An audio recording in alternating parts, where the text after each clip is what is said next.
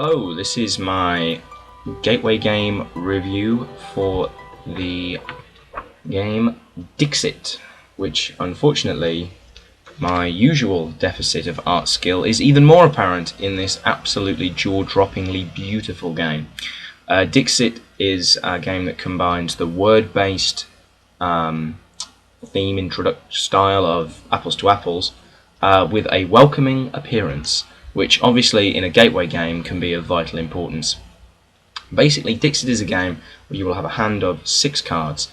These would be beautifully detailed cards, and this is one of the reviews where I most wish that I could show you some of the cards or the art that's in this game. Please go to Board Game Geek or just Google Dixit, and the cards are fantastic.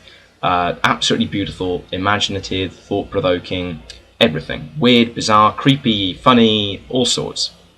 So these would be cards like, for instance, a pig in the bath looking at itself in the mirror. It could be a child, a small child looking up at a huge teddy bear who's looking angry at him, and the child hides a slingshot behind his back. You will have 6 of these beautiful cards into your hand. And taking it in turns around the circle, one person will be the storyteller, and they will choose something to say about one of their cards.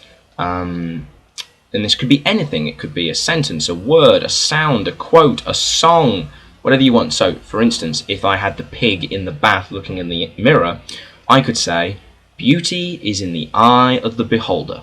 And I would take that card, I'd put it face down on the table.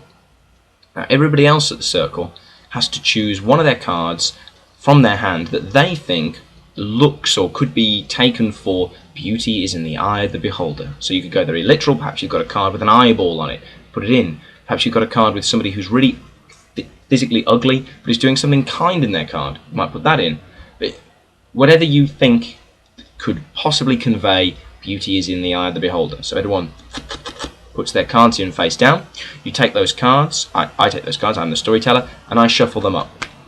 Then I deal them out into the centre of the table, saying, "Beauty is in the eye of the beholder, beauty is in the eye of the beholder, beauty is in the eye of the beholder."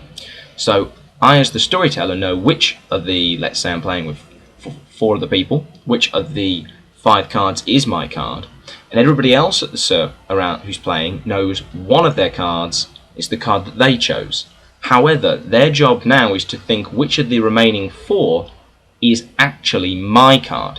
So their job is to think, what has Tom said is beauty is in the eye of the beholder? Is it the eyeball? Is Tom being really literal? Perhaps he's gone with like the ugly person who's doing something helpful. Could it be the pig in the bath because it's looking at itself in the mirror? Does that pig look like it's happy with its appearance? I don't know.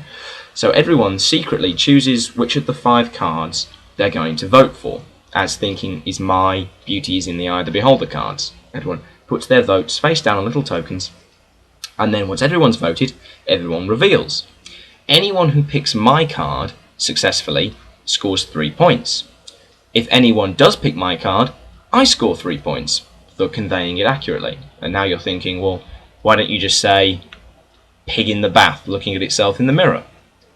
The flip side is if you are too obvious in your suggestion and everyone picks your card, you score no points and everyone else scores 2 points. So you don't want to be too obvious. And then you're thinking, well, why not just be really, really vague?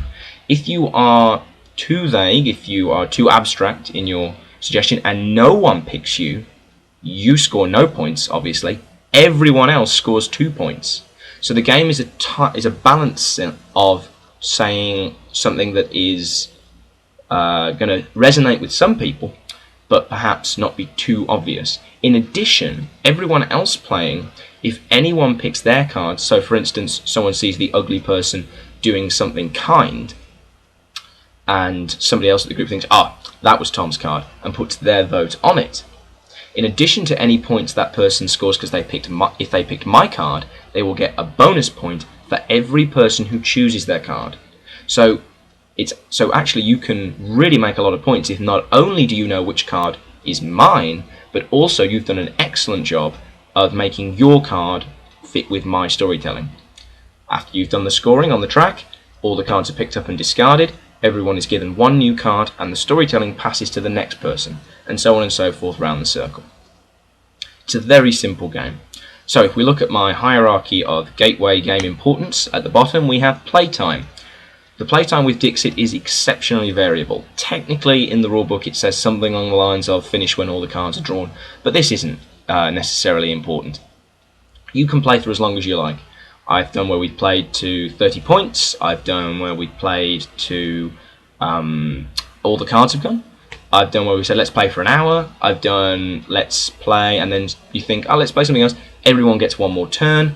It is a very useful playtime. It's not a game that, like, when you get 10 victory points, we're finished.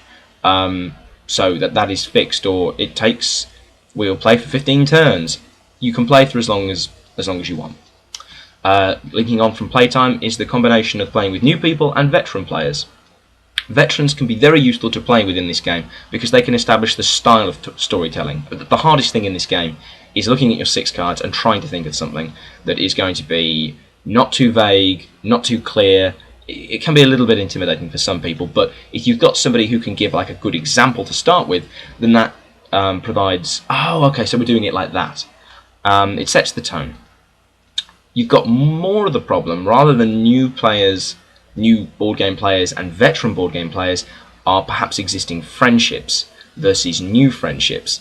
The more knowledge you have of what your friends' pop culture, literary, film, or even just experiences, or even old jokes. The more knowledge you have of that, the more power you have in this game. So there can be a problem where if 4 other people have known each other for years and somebody else is new, and someone says, jam sandwiches, calling on a joke from when they were in primary school, the new person isn't really going to get that. And unfortunately, the game doesn't really have any way to control this, and in fact that would technically be a good move, because you would almost guarantee that this person who won't understand the joke won't select your card, but everybody else will, so you'll score points.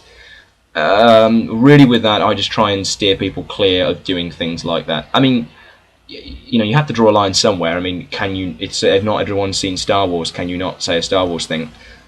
I think it's someone pointedly is exploiting like a past inexperience, in joke or experience they've had together. If that is to the detriment of new players, it's a bit of a shame, because then it really does just become a guessing game.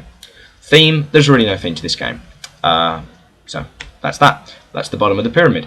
The second level, the complexity. The rules are alarmingly simple and can be explained in less time while you're playing the game than it's taken me to explain how short the rules are to explain. The only slightly confusing aspect is the scoring. If you all pick me, you get 2, but if you only pick me, then everyone gets 3. But generally, I take charge of scoring when I'm teaching the game, and the best way to teach it is just by demonstrating it. If you picked me, you get 3 points. So Sam, here you go, 1, 2, 3. Also, Josh picked your card, so that's 1 point. This is more than the more issue with the rules, in my view, comes in with some of our house rules that we've had to implement. Because just to ensure like the mystery of the game is maintained, you know, if you're dealing out the cards and someone goes, "Oh my God, that's such a cool card," it tells everyone at the table that that's not their card. So it can be really hard, because I've done it dozens of times, because the cards are just so interesting and you want to react to them. But if you do, it tells the people at the table that's not your card, unless you're double bluffing, which is really not something you should do at this game. Instead, we have the rule, you can't comment on the cards until the votes are in. Once the votes are in, you can say whatever you want. Please do. Just otherwise, it kind of weakens the game. In addition, you know, you can get situations where you'll say something that is quite cryptic to play on something. You know, you say a den of scum and villainy, and some people look slightly confused, and then someone goes, "Oh, that's from Star Wars," or you've deliberately tried to be vague in your quote so that people would only make that link necessarily, and you saying that has sort of changed the way you played your cards. You know, so generally if someone says something, whatever they've wanted to say, they've said, so you shouldn't then say to them, "Oh, is that the book, or is that the film? Oh, is that from The Great Gatsby?" Things like that. It's better to just keep it quiet, make your vote. Once the votes are in, again, ask away, but otherwise it just creates like a different meta in-gaming part of the game that just, personally, I don't think is in the spirit of the game. So along with complexity on the second level, is accessibility. I think this is one of the most accessible new games I've come across. The artwork on the cards goes beyond description, which is kind of funny given that's the point of the game. But I mean, not all of it is to like the absolute highest standard, but almost all of it is so thought-provoking. Usually when games use lots of different artists for their art, it gives the game a kind of confusing eclecticity. I didn't know what eclecticity.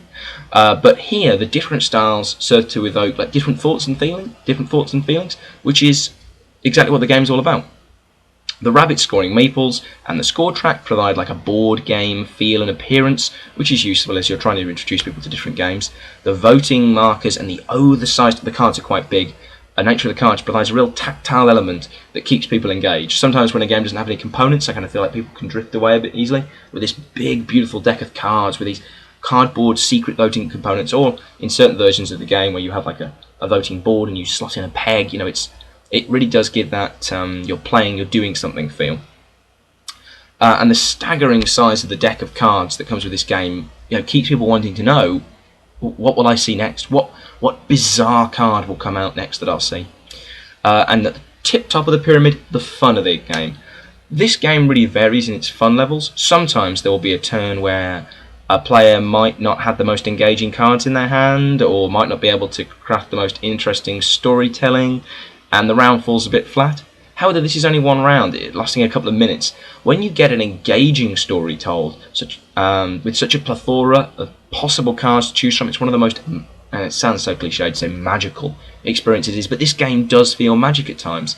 When someone says one of the particularly loaded things like Alice in Wonderland, there are just so many possible things, and the discussion you can get once everyone's put in their votes, and oh my god, I can't believe you did. I thought that you meant. Oh my god, I didn't even see that. I really enjoy that almost after a turn review. Oh, I can't believe you did that. Oh snap! My god, you've come in the lead. How have you caught up? Oh my god, I'm so far behind. It's a fantastic way to get to know people, actually. This game lets you discover more about your current friends. Perhaps they've not played games before, but you'll find things out about them by playing this, as well as providing those great moments with completely new people. I was playing a game with someone I just met, and she used a Final Fantasy VII video game reference for one of her cards. I was astonished because I never would have guessed that she played the game, let alone loved it enough to craft a storytell about a card of it, and that completely changed my impression and my understanding of that person. And through a board game to do that, that's amazing. It's rare that you'll get that from Monopoly. One of the things that I love most about this game, and it does go back to time, is that it's one of the best games to introduce new gamers, as the fun can go on for as long as they want. If they're loving it, I've played a game with people who have just completely adored this game, and we've played through every card in the deck. When at the start of the game I said, well, you can play through every card of the deck. Ha ha ha! Everyone laughed. We'll never play that long. 3 hours later, we've played through every card in the deck. If they're not digging it, or they're starting to get burnt out, which is perfectly fine after half an hour, you don't need to say, well, I'm sorry guys, but the game ends at 10 victory points, or only 5 more turns to go. You can just say, oh right, should we just have one more round and then play something new? Or, oh, should we just say first to 30 points? This isn't the most strict game in terms of, oh my god, I won, I rule. The score is important to the game. I think it really drives it, but it's not a problem to say, oh, let's stop at 30. So that is Dixit. I could not recommend this game strongly enough as a gateway game. I would actually possibly recommend getting the expansion first, Dixit Odyssey, since this takes the game up from 6 players to 12 players, which is huge. I mean, that you rarely be with a group of more than 12 people if you're playing a game. So Dixit, super strongly recommend as a gateway game, and you can play it with almost any age, provided they can, they understand the concept of not being too obvious and not being too vague. And it doesn't have an off-putting appearance at all. Like, it doesn't look like some sort of horribly tactical board game that's going to scare people away. I've yet to meet someone who's not intrigued by these cards, at least one of the cards. Right, so that's the gateway review video for Dixit, which is my worst piece of art, but it's the worst piece of art for the best looking game, so that seems appropriate. The next review, hopefully a bit quicker than the gap between this one and Apples to Apples, will be Forbidden Island, which employs a similarly welcoming appearance to Dixit, but instead of having a word-based element, it introduces a cornerstone of modern board gaming mechanics, which is cooperative gameplay. So hopefully, see you to the next one, Forbidden Island. This has been Dixit and a Gateway Game series. Hope you've enjoyed it, and hope somebody else does.